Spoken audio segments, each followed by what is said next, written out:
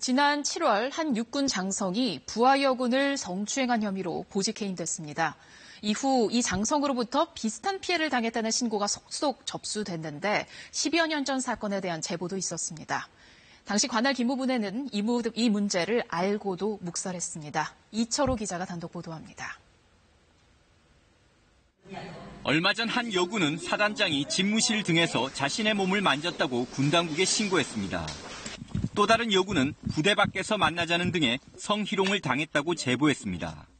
가해자로 지목된 사람은 지난 7월 부하 여군의 손을 만진 혐의로 보직 해임된 A씨입니다. 한 사건이 알려진 뒤 다른 여군들의 피해 신고가 잇따르는 겁니다. 피해자들이 이걸 신고해야 되는지 안 해야 되는지 확신이 설 수가 없다는 거죠. 그래서 어떤 커다란 사건이 터지면 거기에 이제 맞춰서 사실은 나도 이때 당했다. 10여 년 전 일도 신고됐습니다. 부부 동반 모임에서 부하 여군에게 여러 신체 부위를 언급하며 입에 담기 힘든 음담 패설을 했다는 내용입니다. 피해 여군은 최근 수사에 도움을 주고 싶다며 군 당국에 피해 사실을 털어놨습니다.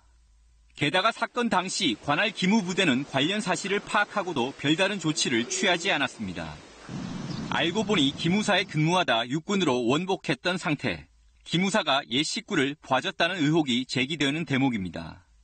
이후 청와대 파견 등 요직을 거쳐 장성으로 진급해 또다시 성범죄에 연루된 셈입니다. 권력이 있는 계층일 경우에는 그 상태를 작용을 해요. 그게 대놓고 작용하더라고요. 이에 대해 A씨는 10여 년 전 일은 오해였고 당시 여군 부부가 양해한 일이며 사단장 시절 문제가 된 3건은 법리적으로 다툼이 있다고 주장했습니다.